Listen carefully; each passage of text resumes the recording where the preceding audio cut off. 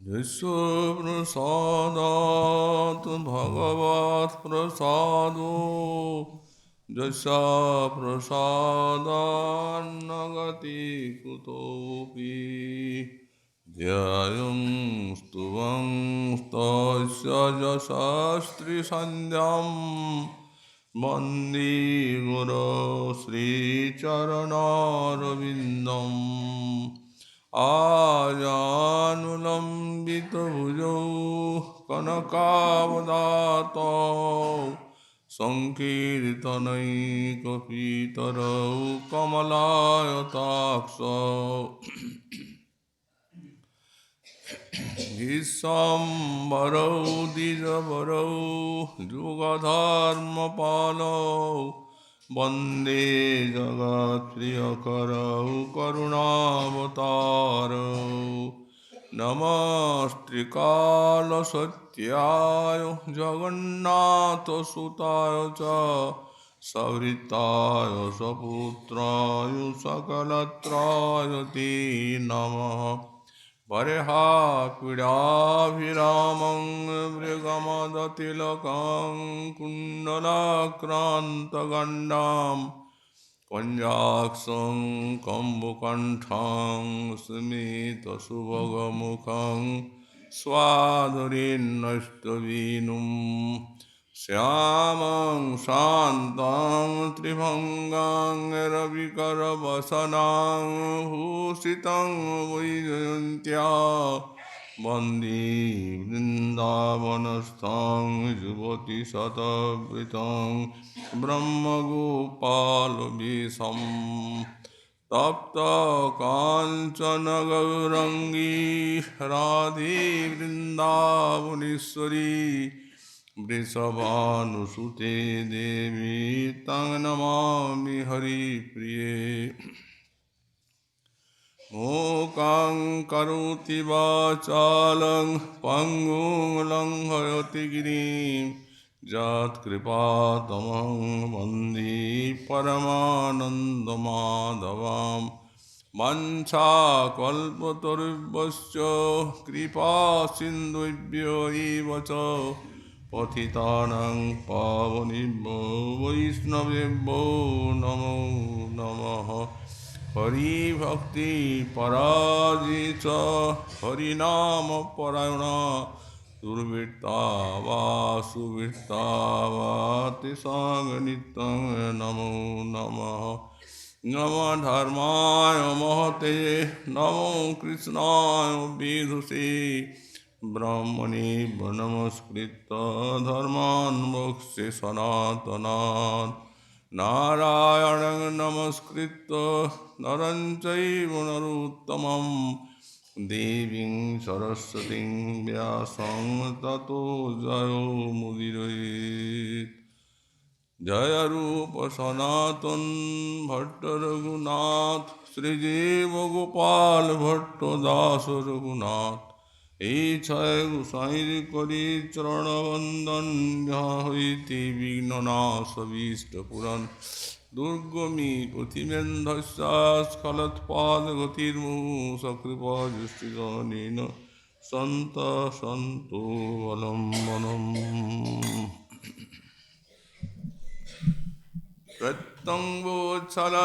प्रत्यङ्गोच्छलदुज्जलामृतरसो प्रेमैकपूर्णाम्बुधि लावण्यैकसुधानिधि पुरुकृपा वात्सल्यसाराम्बुधि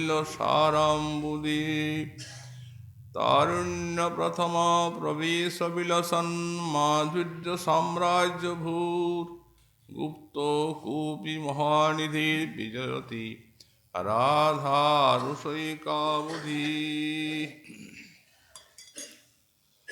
कलिजुग पावनावतार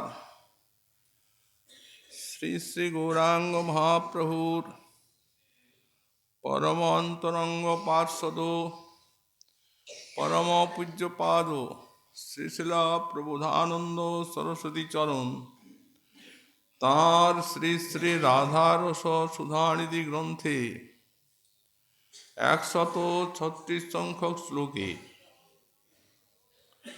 শ্রী শ্রী রাধারানীর মহিমা মাধুরী স্ফুরণে বললেন, যিনি প্রতি অঙ্গে উচ্ছলিত উজ্জ্বল রসসিন্ধুর একমাত্র পূর্ণাম্বুধি, পূর্ণ সমুদ্র তুল্যা,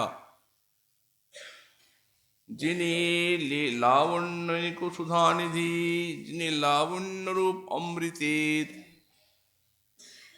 সমুদ্ররূপা, পুরুকৃপা বাৎসল্য সারাম্বুধি এবং বিপুল কৃপা ও বাৎসল্যের সারসিন্ধু, যিনি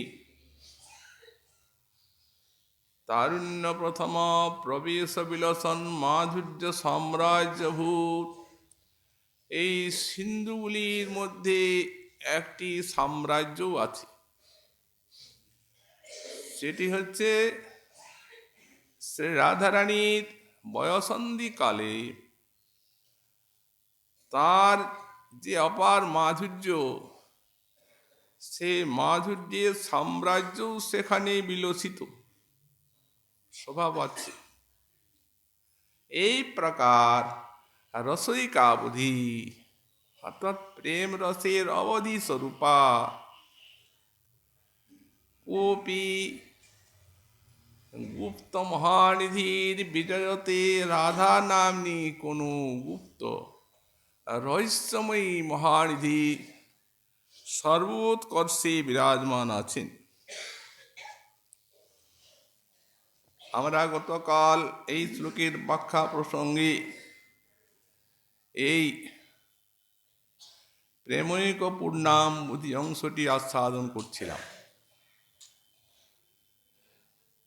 এই যে বিজয়তে শব্দ দিয়েছেন, প্রেমের রাজ্যে এই রাধা তত্ত্বটি সর্বাপেক্ষা সর্বোৎকর্ষে বিরাজমানা। জগতে তো কোনো তুলনা নেই, তবে হ্যাঁ, মহাজনগণ বুঝাবার চেষ্টা করেছেন এই বিশ্বে যেন সমুদ্র সব থেকে অপার, অগাধ এবং দুর্বিগাহ গম্ভীর। বললেন তেমনি প্রেমের রাজ্যে এই শ্রীমতী বিশ্বভানুনন্দিনী, তিনি তেমনি কোটি কোটি সিন্ধু অপেক্ষাও অপার, অগাধ এবং দুর্বিগাহ গম্ভীর। সুতরাং এই এক শব্দটি দিয়েছেন, এক বলতে মুখ্য প্রেমৈক পূর্ণাম্বুধি। প্রেমের যতগুলি স্তর বিভাগ আছে এবং তার যে সব ব্যাখ্যা বিশ্লেষণ আছে, এই ব্যাখ্যা বিশ্লেষণে আমরা আমাদের শ্রীমৎ রূপ গোস্বামী পাদের সেই উজ্জ্বল রসামৃত সিন্ধুতে যে প্রকার দার্শনিক ব্যাখ্যা পাই,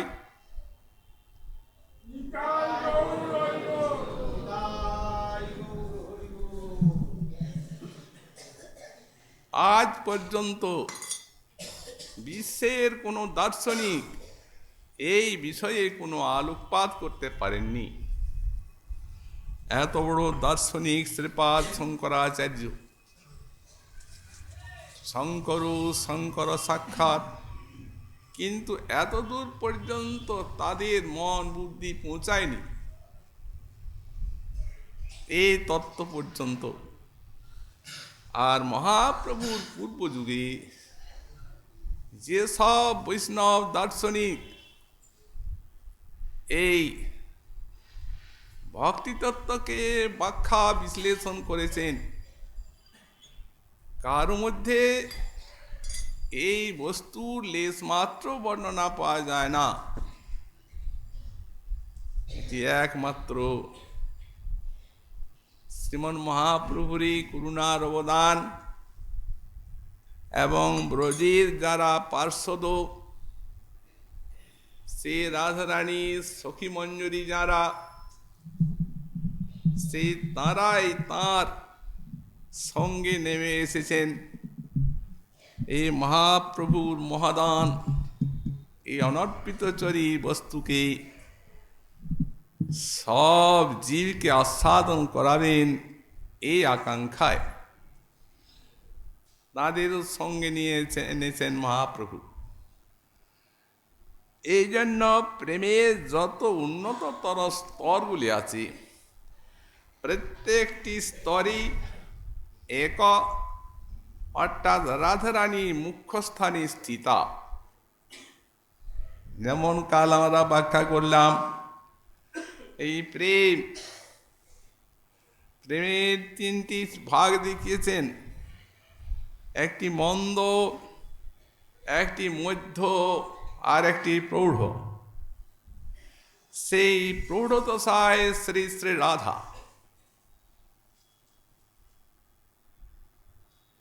দৃষ্টান্ত রাধারানীর দেওয়া হয়েছে, এবং যতগুলি দৃষ্টান্ত দিয়েছেন গোস্বামীপাদ মুখ্যরূপে এক, অর্থাৎ প্রধান রূপে শ্রী শ্রী রাধারানীর এই দৃষ্টান্ত প্রত্যেক স্থলে দেওয়া হয়েছে। যেমন স্নেহ, এই স্নেহ লিখেছেন দুই প্রকার, একটি হচ্ছে ঘৃত স্নেহ আর একটি হচ্ছে মধু স্নেহ। এই মধু স্নেহে সকল প্রকার ভাবের সমাহরণ আছে। মধুতে যেন নানা ফুলের রস আহরণ করে মধুকর, তেমনি শ্রীমতী রাধারানী স্নেহে নিখিল রসের সমাহার আছে, তাই দৃষ্টান্ত দেওয়া হলো মধু স্নেহ। দৃষ্টান্তে রাধারানীর কথা বলা হয়েছে। তেমনি মান, উদাত্তমান, ললিতমান, ললিত কৌটিল্যমান, অতি চমৎকার, যেখানে মান রসটি প্রধান রূপে বিরাজমান, তিনি এই ললিত কৌটিল্যমানবতী শ্রী শ্রী রাধা, তারই দৃষ্টান্ত। তেমনি প্রণয়, এই প্রণয় আবার মৈত্র প্রণয়, সখ্য প্রণয়, সুসখ্য প্রণয়, এই প্রণয়েরও শ্রেষ্ঠ কক্ষায় বিরাজমান শ্রীমতী রাধারানী, তারই দৃষ্টান্ত সুসখ্য প্রণয়।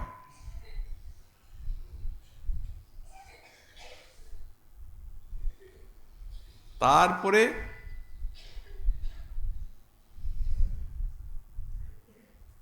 রাগ, রাগেরও দুইটি বিভাগ দেখিয়েছেন, অনেকগুলি দেখিয়েছেন, নীলিমা, নীলি রাগ, কৌসুম্ভ রাগ ইত্যাদি ইত্যাদি। কিন্তু রাধারানীর হচ্ছে মাঞ্জিষ্ঠ রাগ। এই মাঞ্জিষ্ঠ রাগের লক্ষণে বলা হয়েছে, এ রাগ কখনো উঠে যায় না এবং নূতন নূতন চমৎকৃতি শোভা পায় এই মাঞ্জিষ্ঠ রাগ।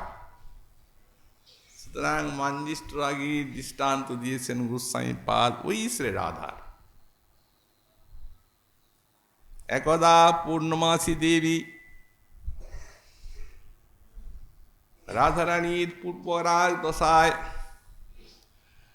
তাঁর কৃষ্ণ বিরহীর জ্বালা দর্শন করে আর বিশাখার সঙ্গে কৃষ্ণের নিকটে গেছেন।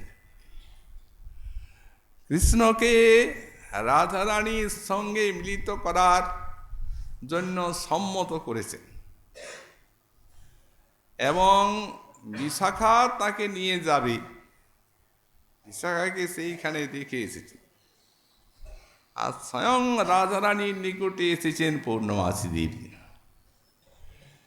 এসে তাকে তার প্রেম পরীক্ষার জন্য কিছু অলিক কথাও বলছেন। বলছেন, হে রাধে, তোমার যে কৃষ্ণ বিরহ জ্বালা, কৃষ্ণের জন্য তোমার যে আকুতি, আর তাকে পাওয়ার জন্য তোমার অন্তরে যে জ্বালা, সে সখীগণেরও পীড়া দিচ্ছে, আর আমাদের সবার কষ্ট হচ্ছে। এই জন্য আমরা তার কাছে গিয়েছিলাম যে রাধারানী তোমার জন্য এতখানি বিরহে পীড়িতা, অতএব তুমি রাধারানীর সাথে মিলিত হও। অনেক চেষ্টা করলাম হে রাধে, তিনি কিছুতে স্বীকার করলেন না, সম্মত করতে পারিনি। এখন উপায় হচ্ছে যে তুমি যে তার প্রতি রাগটা পোষণ করছো, এটা ছেড়ে দাও। তখন উনি বলছেন, মায়াতি নির্বন্ধান মুরবিজয়িনী রাগ পরিহৃত স্নিগ্ধে মই কিন্তু প্রথয় পরমাশিস্ততি মিমাম মুখা মধুদ গার গ্রহিল মতিরদ্দৈব হি যত প্রদোষারম্ভে শ্যাং বিমল বনমালা মধুকরী।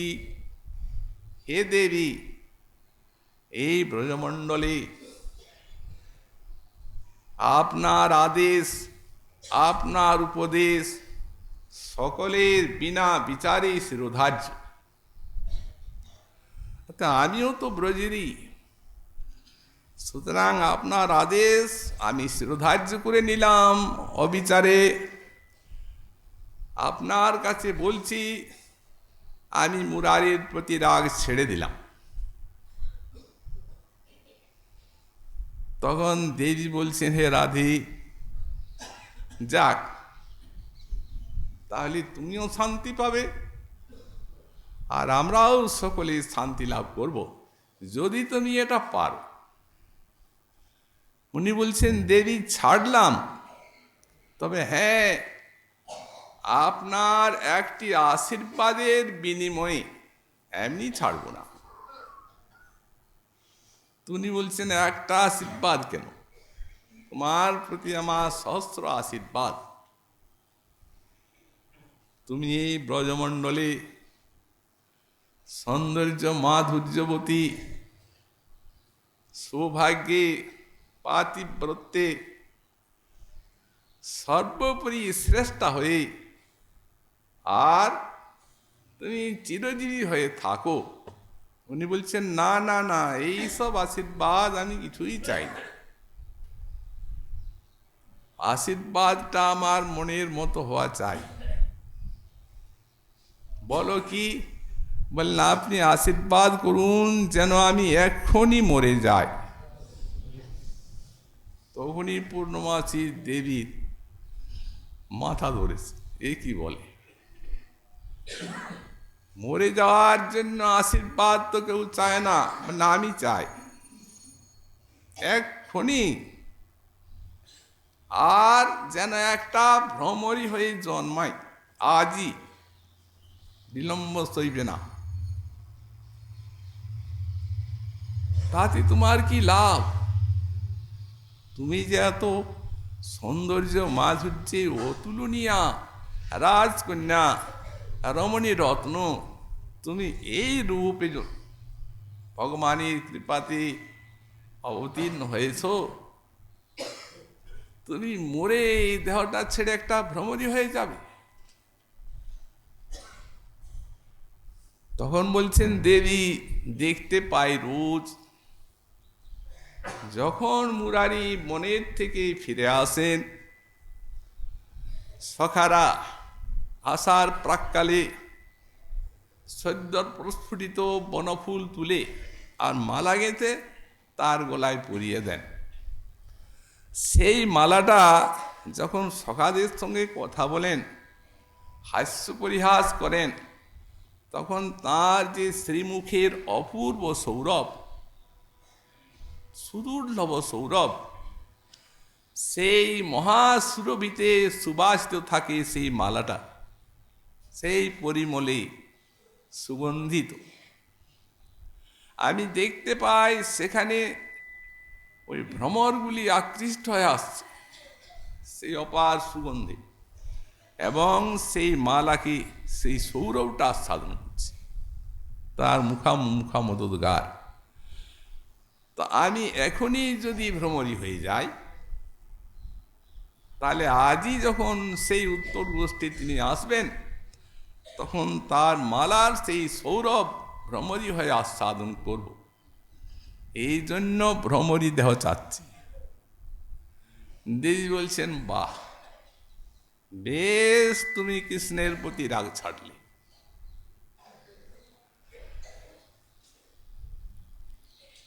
এই বস্তুকে কি পরীক্ষায় কখনো পারা যায়?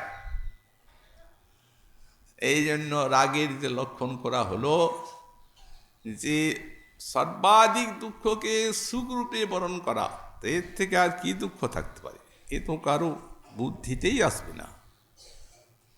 সামান্য একটু ওই মুখের সৌরভ ভ্রমর আর কতটুকু পান করে সেটি, তার জন্য তির্যক জনই চাচ্ছে।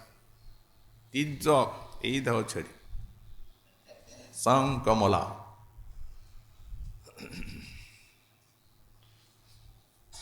তারপরে বলছেন, এটি আবার রাগটা পরম সীমা প্রাপ্ত হয়ে যায় অনুরাগ। সেটির লক্ষণ করেছেন, সদানুভূতমপি য কুজ্জাত নব নব প্রিয়ম রাগো ভবৎ নব নব সৌনুরাগ ঐতিহ্যতে। সর্বদা অনুভূত কৃষ্ণকে সর্বদা অনুভব করলেও যে রাগ তাকে নূতন নূতন রূপে অনুভব করায়,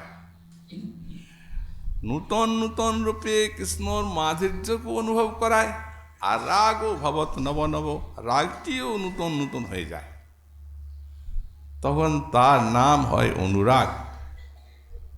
এই অনুরাগে রাধার দৃষ্টান্ত দিচ্ছেন। এই অনুরাগ বস্তুটি হচ্ছে তৃষ্ণাময়ী,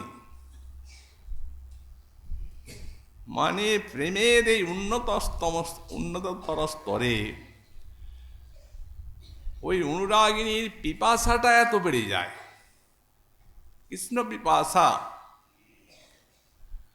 এতখানি বেড়ে যায় যে পিপাসায় অন্ধ করে দেয়। এই পিপাসাটি এই নূতন নূতন রূপে আস্বাদনের চমৎকারিতা জাগায়। বস্তু আছে, রম্য বস্তু, খাদ্য পানীয়, কিন্তু ক্ষুধা পিপাসা না থাকলে তো আস্বাদন হওয়ার কোনো সম্ভাবনা নাই। তাই সেই প্রকার বিশ্বগ্রাসী পিপাসা। এই জন্য দৃষ্টান্ত দিচ্ছেন, একদা কুঞ্জে সখীগণ ললিতা বিশাখাদি শ্রী শ্রী রাধা কৃষ্ণের মিলন সম্পাদন করেছেন, এবং মিলন সম্পাদন করে রাধারানীর সেই বিশাল মাদনাক্ষ ভাবের অভিঘাতে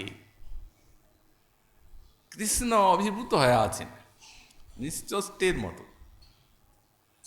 তখন তাকে পরিহাস করার জন্য সখীগণ রাধারানীকে নিয়ে আর পার্শ্ববর্তী একটা কুঞ্জে যে লুকিয়েছেন, দেখি উনি আমাদেরকে খুঁজে পান কিনা।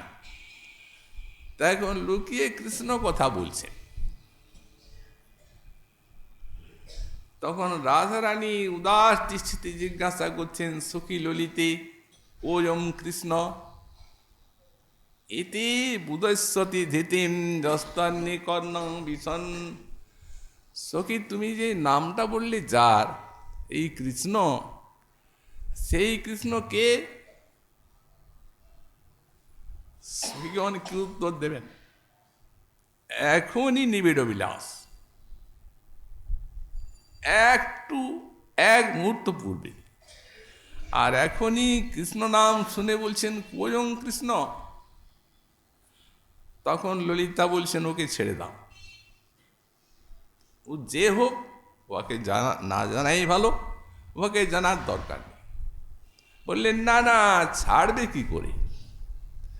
বুধস্রতি ধৃতিম যস্তর্ণি কর্ণং বিষণ, যার নামটি দুই অক্ষর শুনেই আর আমার ধৈর্য ধনকে তিনি হরণ করে নিলেন।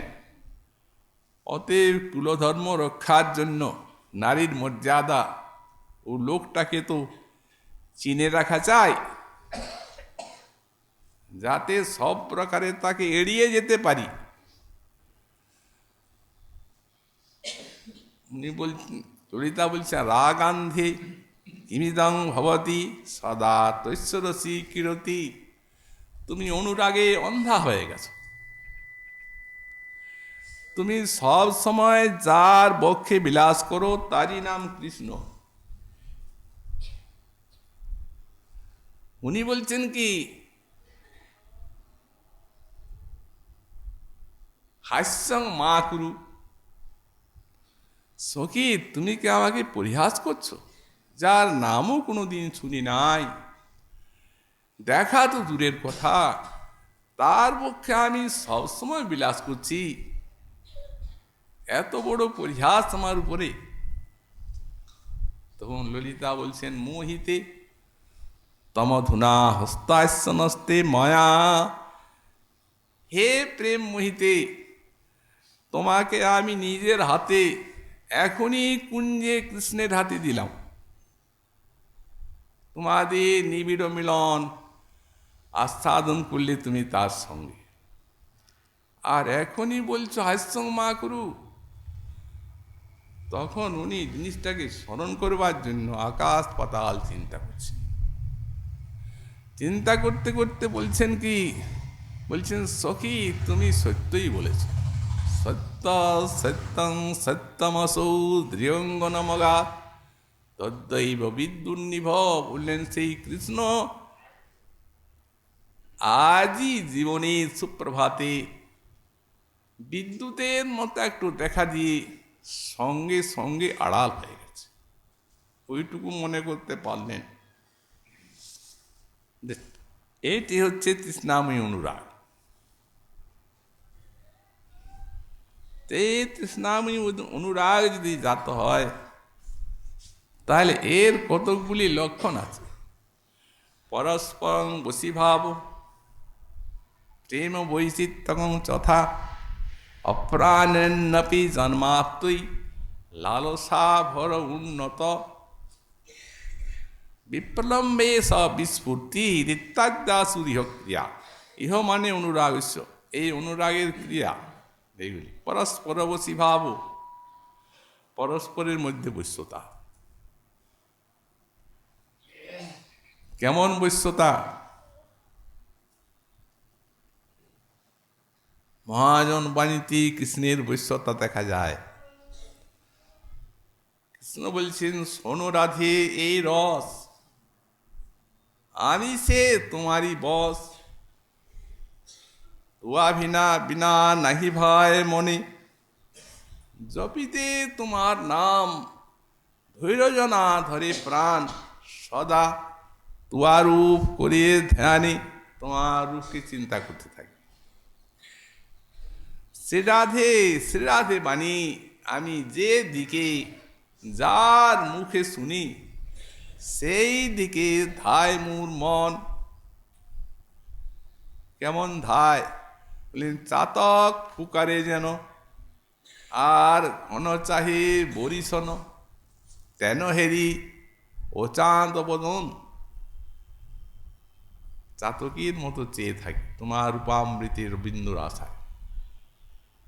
করেতে মুরলি থাকে, সেও ঘন রাধা বলি ডাক, যতক্ষণ না পায় দেখিতে তোমার নূপুরধ্বনি, যখন আপন শ্রবণে শুনি, তবে মোর ক্ষমা হয় চিতে। দেখো, রাধা কৃষ্ণ দুটি নাম, তাই তুমি আগুয়ান। সবাই বলে রাধা কৃষ্ণ রাধা কৃষ্ণ, কৃষ্ণ রাধা কেউ বলে না, এবং বলবেও না কোনোদিন। ওটা আসে না, কৃষ্ণ রাধা কৃষ্ণ রাধা, রাধে কৃষ্ণ রাধে কৃষ্ণ। এই জন্যে এই যে রাধা কৃষ্ণ নাম, তাতে তুমি আগুয়ান। আমি করি তোমারই ভরসা, তবে সে সফল হব যেদিন তুয়াপদ পরশিব। তোমার স্মরণে পড়ে থাকতে পারলে আমার জীবনের সাফল্য। প্রেমের উপাসক এই অখণ্ড অদ্বয় জ্ঞান। দাস বৃন্দাবনের আশা। রাধারানীও বলেন,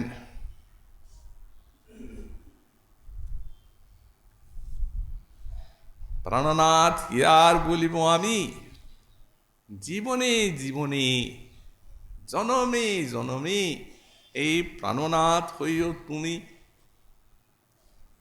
তোমার চরণে আর আমার পরাণে বাঁধিল প্রেমের ফাঁসি। নিশ্চয় করিয়া এক মন হইয়া আমি তোমারই হইলাম দাসী।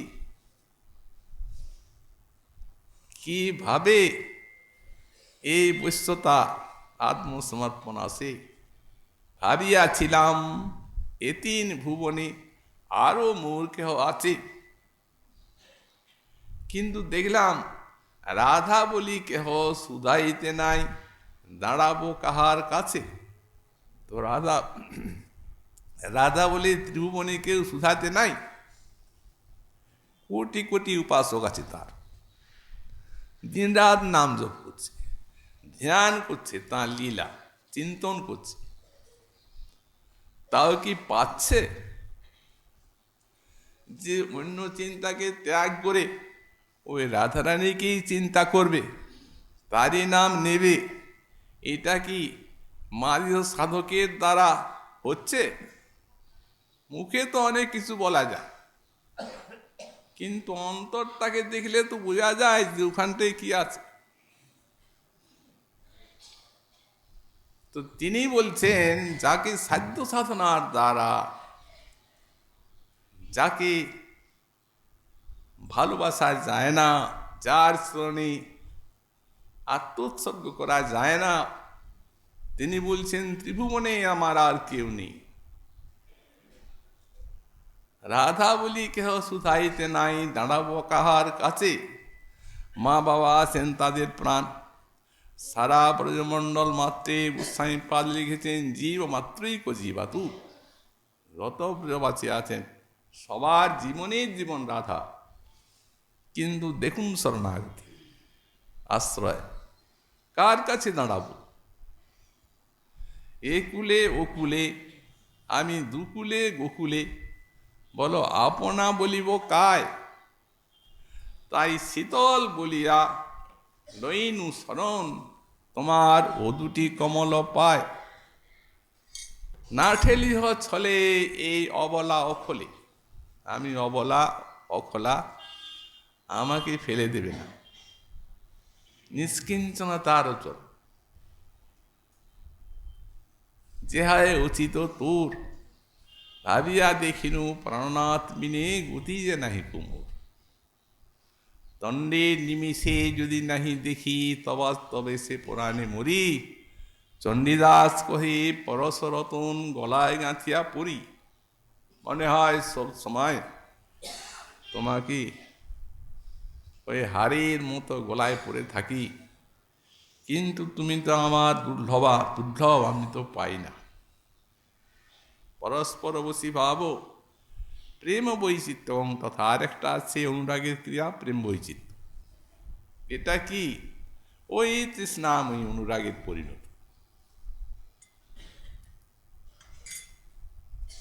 রসবতী বৈঠি রসিক বর পাস, রই কহি দুনি ধনী বিরহ হুতাস। আর কি মিলব মহি রসময় শ্যাম, বিরহ জলধি কব পৌর মহাম। এই বিরহ জলধি আমি কি করে পারব? কানতে থাকি। বিরহবতী রাধা কৃষ্ণের কোলে বসে কান্না, কি অত্যাশ্চর্য ব্যাপার! মহাজন বললেন এটা কিভাবে হয়? বাঁকাকার লিখেছেন এই যে অনুরাগ, এটা এমন তৃষ্ণাময়ী যে অনুরাগ যখন কৃষ্ণ লীলা আর কৃষ্ণ, এই দুটি। এখন লীলা করছেন কৃষ্ণ, একটা লীলাময় আর একটা লীলা। তো লীলাটা এত মধুর, সেই বুদ্ধিটা যখন লীলাতে প্রবিষ্ট হয়ে যাচ্ছে, তখন সেই বুদ্ধিটা এত সূক্ষ্ম হয়ে যাচ্ছে। যেমন একটা অতি সূক্ষ্ম সূচির ছিদ্রে এক গাছি সুতো গলবে, দু গাছি তিন গাছি দিলে তো গলে না। বললেন তখন সেই লীলার অনুভবে বুদ্ধিটা অনুরাগে এত সূক্ষ্ম হয়ে যায়, যদি কৃষ্ণকে নেয় তাহলে লীলা নিতে পারবে না, কিন্তু লীলা তো ওর বুদ্ধিতে ঢুকে গেছে, লীলার মাধুর্যে, তখন কোলে থাকলেও আর কৃষ্ণকে দেখতে পারে না। কানু কুকুরি কুল কলাবতী কাতর কহি কান্ত পরদেশ, তখন বলেন কান্ত পরদেশ চলে গেল, এই বিরহ সিন্ধু আমি কি করে পার হব। সখীও না বসে আছেন,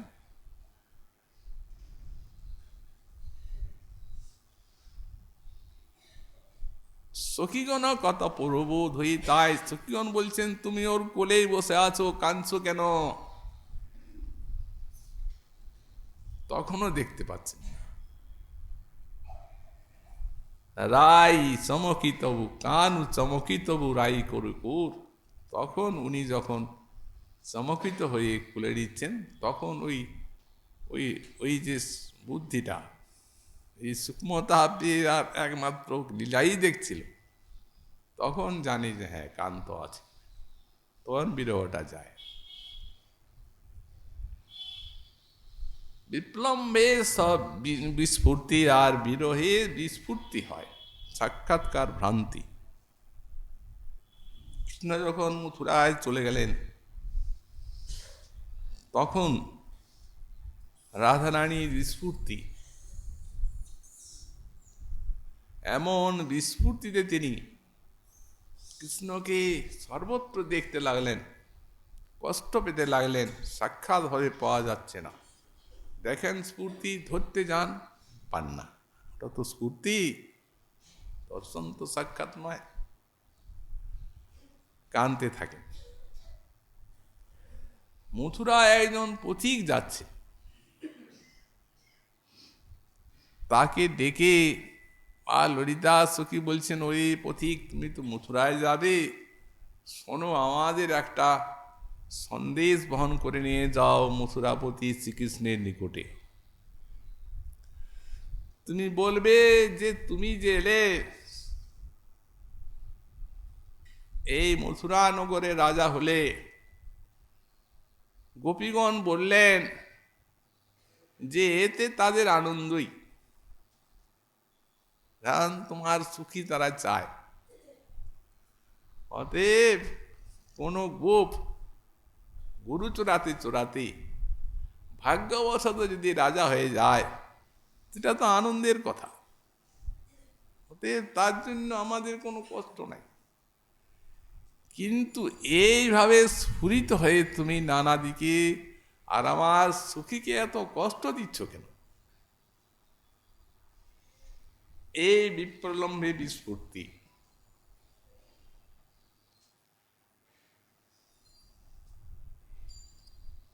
এক প্রেম বৈচিত্র্য, পরস্পর বসী ভাব, প্রেম বৈচিত্র্যগণ তথা একটা বিপ্রলম্বে বিস্ফূর্তি, আর অপ্রাণিনী অপি জন্মাপ্তে লালসা ভর উন্নত,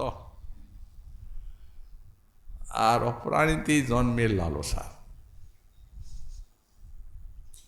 যেমন সখীগণকে বলেন, সখীগণ বল কৃষ্ণের বেণু এমন কি তপস্যা করেছিল, যে বেণু সর্বদা তাঁর ধরামৃত পান করার সৌভাগ্য লাভ করছে।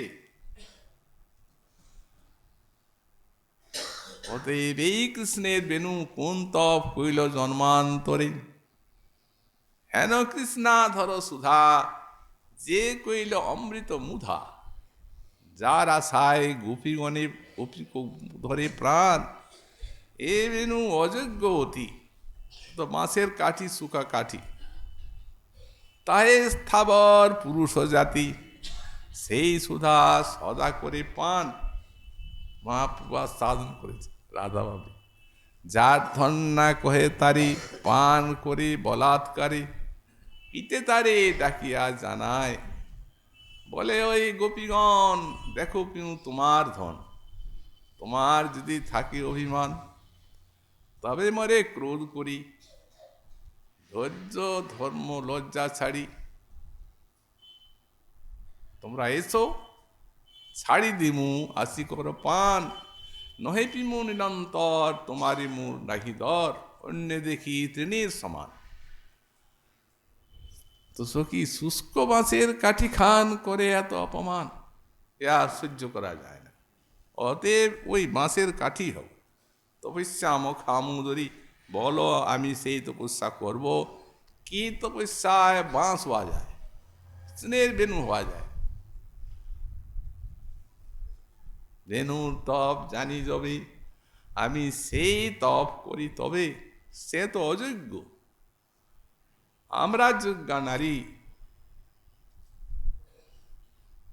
অযোগ্য পিয়ে এই যোগ্য হইয়া তৃষ্ণায় মরি, আর অযোগ্য পিয়ে সহিতে নারী, তার লাগি তপস্যা বিচারি, তপস্যাই করি।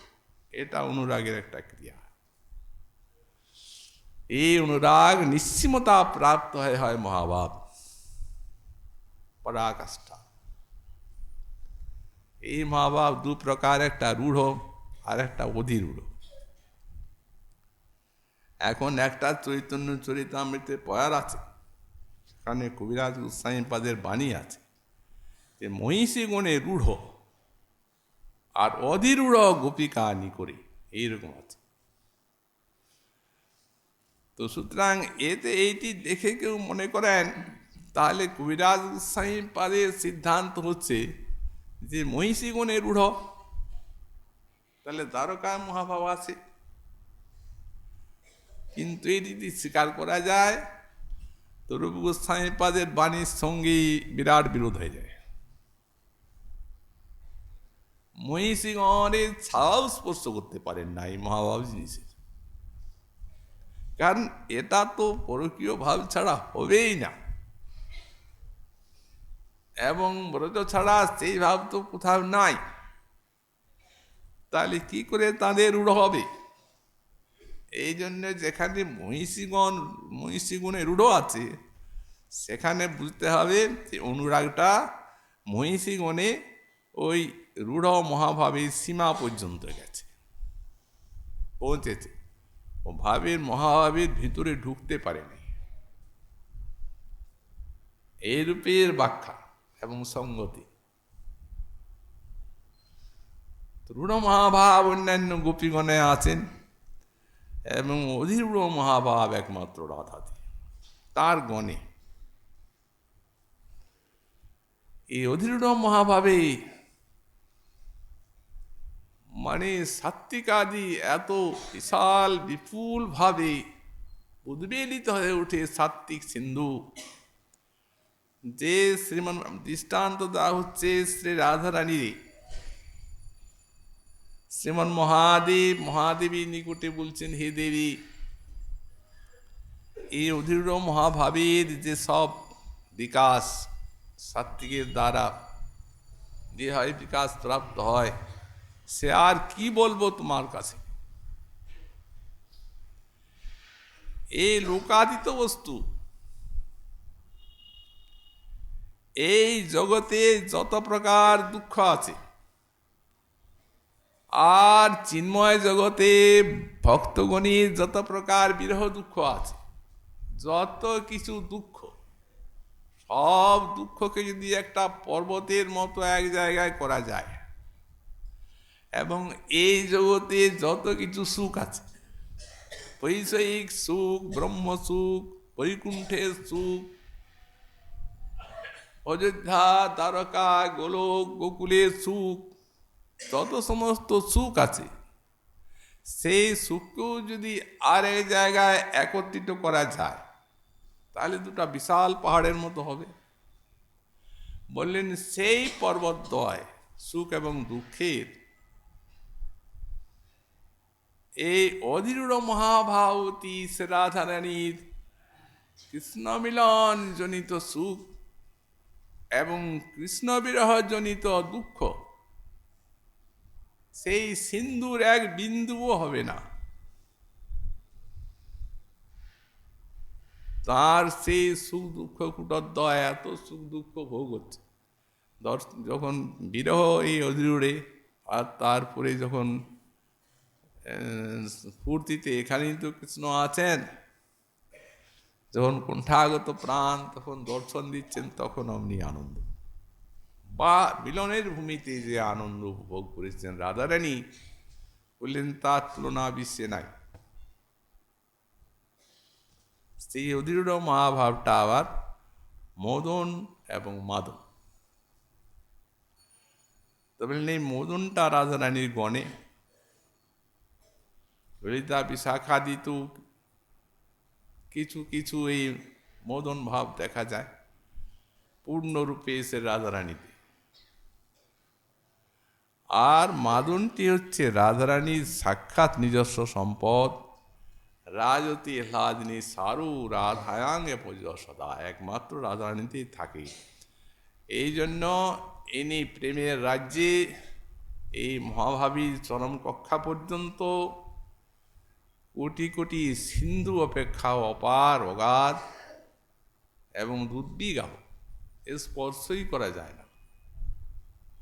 মহাবেশ সংবাদই কেউ জানতেন না যে মহাভাব বলে একটা জিনিস আছে। কে জানতেন? যদি গোবর না হতো কি মেনে হইত, কেমনে ধরিতাম দি রাধার মহিমা, এই প্রেম রস সীমা, এটাই পরাকাষ্ঠ। জগতে জানা তো কি কেউ জানায়নি, এবং মহাপ্রভু আচার্যপাল না এলে কেউ জানাতেও পারত না, অসম্ভব। তারা সেটি জানিয়ে গেছেন, ব্যাখ্যা বিশ্লেষণ করেছেন। শুধু তাই নয়, এই মহাভাব বস্তুকে সমগ্র গৌড়ীয় বৈষ্ণবীর সাধনার আরাধনার বিষয়বস্তু করে দিয়েছেন। এতই করুন, এই জন্যে সরস্বতীপাদ বললেন, কদা সৌরি গৌরী বপুষি পরম প্রেম রসদি নিষ্কপট ভাবস্মি ভবিতা, কদা বা তস্যা লৌকিক সদুন্মানীন চ হৃদ কস্মাৎ রাধা পদনখ জ্যোতিরুদগাৎ। বললেন, যদি এই মহাভাব সাক্ষাৎ যে প্রেমের পরাকাষ্ঠা এ রাধারানীর পদজ্যোতিতে যদি হৃদয়কে কেউ আলোকিত বা উদ্ভাসিত করার ইচ্ছা করেন, তবে গৌরচরণী শরণাপন্ন হন। কদা সৌরী গৌরী বপুষি পরম প্রেম রসদি, কখন শ্রীকৃষ্ণের গৌর বিগ্রহে যা পরম প্রেম রসদ, সেই বিগ্রহে আমার নিষ্কপট ভাব হবে, নিষ্কপটে গৌর ভজন চাই। কদা বা তস্যা লৌকিক সদনুমানেন চরিত্র কস্মাৎ, তা যদি হয় তাহলে অকস্মাৎ সে রাধা পদনখর জ্যোতি উদগাৎ হৃদয়ে, সাধকের রাধারানীর পদনখর জ্যোতি উদিত। তখনই এই বিষয়ে, এই অত্যাশ্চর্য বিষয়ের অভূতপূর্ব আস্বাদন। যাই হোক, শ্রীমন রূপ গোস্বামী পাদ তিনি সেই অধীর মহাভাবের যে বিলাস বৈচিত্র্যে আছে, এবং মাদন তাকেও এমনি সুন্দর রূপে ব্যাখ্যা করেছেন রাধার মহিমা ঘোষণায়। শ্রীমন মহাপ্রভুর কৃপা হলে আগামীকাল তা আমরা আস্বাদন করব। আজকে আমাদের ভাগবত কথা এখানেই।